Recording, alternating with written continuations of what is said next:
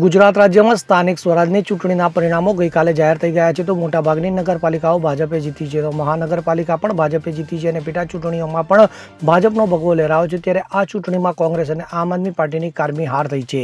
ભાજપના આ ચૂંટણી જીતનો સ્ટ્રાઇક રેટ 96% છે. આ ચૂંટણીના પરિણામને લઈને પૂર્વ મુખ્યમંત્રી શંકરસિંહ વાઘેલાએ ભાજપની જીત અને ગુજરાત રાજ્યમાં દારૂબંધીને લઈને નિવેદન આપ્યું છે. સ્થાનિક સ્વરાજની ચૂંટણીમાં ભાજપના શાનદાર પ્રદર્શનને લઈને શંકરસિંહ વાઘેલાએ જણાવ્યું હતું કે કેન્દ્ર અને ગુજરાતમાં સરકાર હોય જેના કારણે સત્તારૂઢ પાર્ટીનો દબદબો હોય અને તેની અસર સ્થાનિક સ્વરાજની ચૂંટણીમાં દેખાય જે સ્વાભાવિક છે. સ્થાનિક સ્વરાજની ચૂંટણીની જીતમાં કંઈ નવાઈ નથી. આ સાથે શંકરસિંહ વાઘેલાએ ફરી દારૂબંધીનો રાગ આલાપ્યો હતો.